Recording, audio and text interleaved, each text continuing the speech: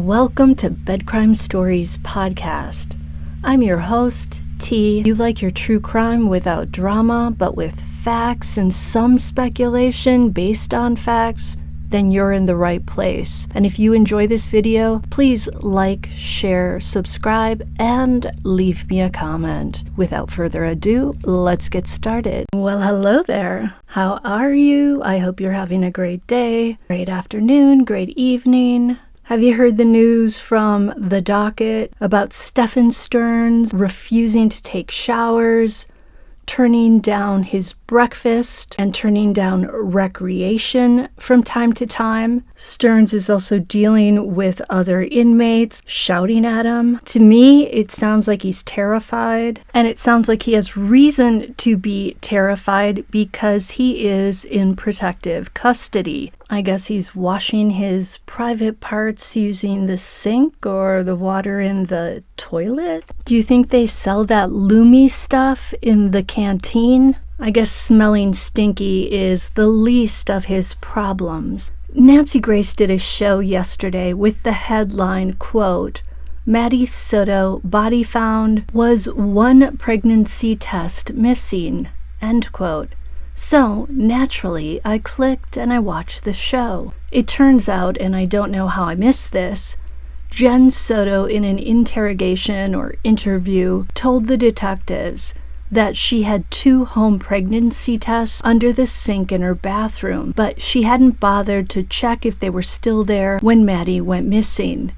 Now, Nancy Grace wasn't able to say if Jenn later checked to see if those tests were still there, or if one was missing, but she pointed out that when a female is pregnant, her life is all the more in danger, especially with a child in an SA type of situation. But the show was still fascinating even if we didn't get that answer, because Nancy's guests included psychoanalyst Dr. Bethany Marshall, who shared her thoughts on Jenn Soto based on what Jenn said in her interviews with police and how she acted.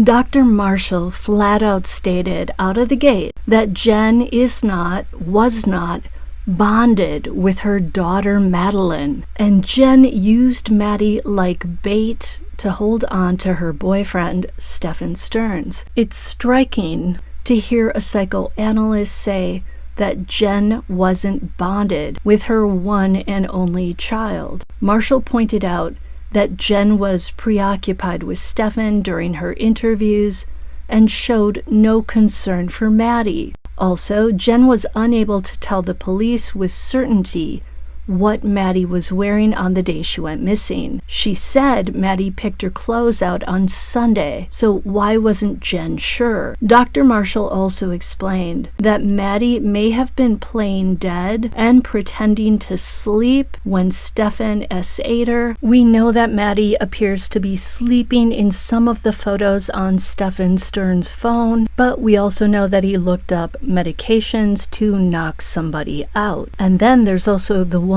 at Disney who said that Stefan asked her to play dead when they were physical. So maybe Stefan asked Maddie to do that as well, which of course would add another level of sickness to this crime. According to Dr. Marshall, the trauma can be so severe that the victim of SA will disassociate from themselves. Dr. Marshall said that some survivors of SA describe floating out of their bodies up to the ceiling and looking down at the scene and what's happening. So sad. Dr. Marshall said that familial offenders, on average, SA their victims 344 times. The number is so high because a family member living in the same house has greater access to the victim. Dr. Marshall also stated that she would imagine that Jenn and Stefan were intimate in front of Maddie, allegedly, when they were all sharing Jenn's king-size bed. And I have wondered about that. What were they doing when they were dating and they were all sleeping in that one bed? A behavioral analyst on Nancy's panel said that he believes this isn't the first time that Stefan has committed these types of crimes against a child. And that's because Stefan was so comfortable with SAing Maddie, but also with doing her in. Remember how calm Stefan looked during his interviews with the media? I mean, he put on the crocodile tears, but he had no problem doing his little act. This guy believes Jenn was able to disassociate from what was being done to Maddie because she too appears so cold and so distant in her interviews with the media and also with the cops. Another guest, Dr. Marshall, also shared that in 50% of cases where children are SA'd, there's a bystander in the household, meaning someone who knows what's going on but does nothing about it. And in a fifth of all cases, that bystander is the child's mother. One of the reasons mothers ignore this type of thing, according to Dr. Marshall, is that they're afraid of repercussions. For example, financial repercussions. If the offender is arrested and goes to jail. If that's the breadwinner, they worry that they're going to run into financial problems. But of course, Jenn didn't have such a motivation to stay silent and do nothing because Stefan, if we are to believe her, wasn't contributing much in the way of money. She said he would buy groceries from time to time. But then again, we've all had our thoughts that maybe Stefan and Jenn were selling some of this stuff. There's no evidence so far that we know of to suggest that, but it's a possibility. I don't think Jenn prioritizing Stefan has to do with money. I think it has to do with her emotional attachment. I think the two of them were codependent. They understood one another's mental health issues. Dr. Marshall also said that she thinks Jenn was taking pleasure in this situation. She was so desperate to hold on to Stefan that she allowed her daughter to become a plaything for Stefan. Per Dr. Marshall, Maddie was used by her mother, and her mother viewed her as just an object. How sick is that?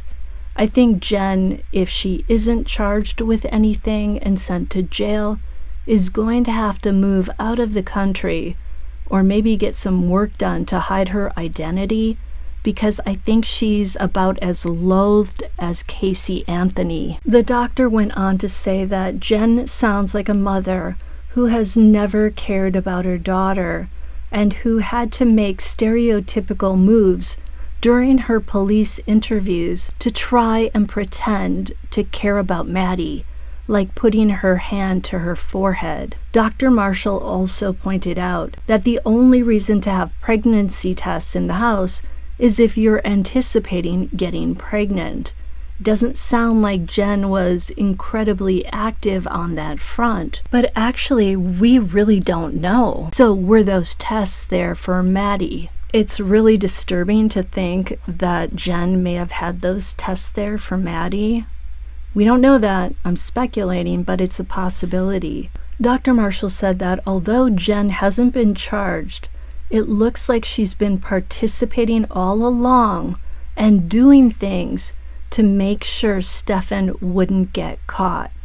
I'm going to say allegedly just because Jenn hasn't been charged. But the one thing that could have gotten both Stefan and Jenn in trouble would have been if a pregnancy test for Maddie came back positive. Dr. Marshall also pointed out how Jenn in her interviews with the cops pretty much made it all about herself, just like when she said, "I needed to get a good night's sleep, so I sent them upstairs."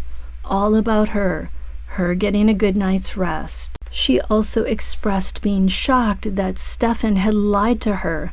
She knew he lied to his parents, but she never thought he would lie to her. You see how she makes herself special in that situation? She's higher than the parents.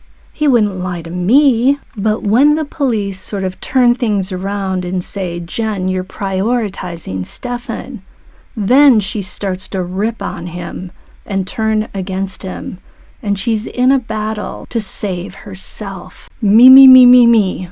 I, me, mine. But she wasn't willing to turn against Stefan when it was for Maddie, as in when she saw the photos depicting the SA. She only turns on Stefan when it's about saving her own skin. This little wallflower isn't really such a wallflower after all. Now, there was also a guy named Robin Drake who at one time ran the FBI's Behavioral Analysis Unit, and he agreed with everything Dr. Bethany Marshall said. He did add that it was clear to him that Stefan Sterns was not worried about getting caught by Jenn. He implied that Jenn Soto knew about the SA and was okay with it.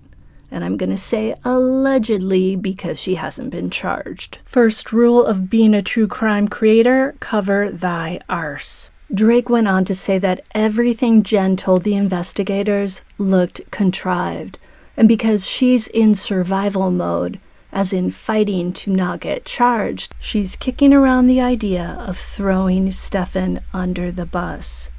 Dr. Marshall then pointed out that Jenn can't even pretend to care about Madeline. If Jenn were a good actress, she would have said, "Oh my God," when she saw the photos of Stefan with Maddie, but she couldn't even conjure that. Now that I think about it, that's another thing that Jenn and Stefan have in common. They're both crappy actors. Dr. Marshall thinks it's possible Jenn doesn't even find it evil that Stefan did Maddie in, and she might even feel relieved that it's all over. I was actually starting to feel a little sorry for Jenn because Dr. Bethany Marshall did not hold back. And Dr. Marshall also posited that it's possible that Jenn has an antisocial personality disorder and perhaps borderline personality disorder. So maybe Stefan's parents were right when they told the police that they thought Jenn was involved. Just so you know, borderline personality disorder, or BPD, is a mental health condition characterized by intense emotional instability, impulsive behaviors, and unstable relationships.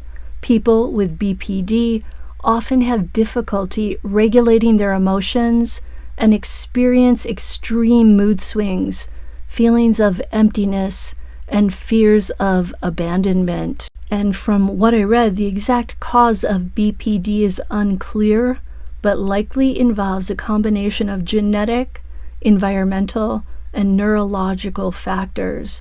Treatments like psychotherapy, especially dialectical behavior therapy, and sometimes medications can help individuals manage the symptoms and lead more stable lives. All I can think of was Maddie didn't stand a chance in that household. If Dr. Marshall is right, Jenn wasn't bonded with her daughter. Then you bring in a predator like Stefan Sterns, and sadly, it doesn't sound like Maddie felt there was any adult in her world that she could trust enough to tell about this stuff. That's the really tragic part. Let me know what you think in the comments, and I'll see you next time on Bed Crime Stories. Hey, smash that like button.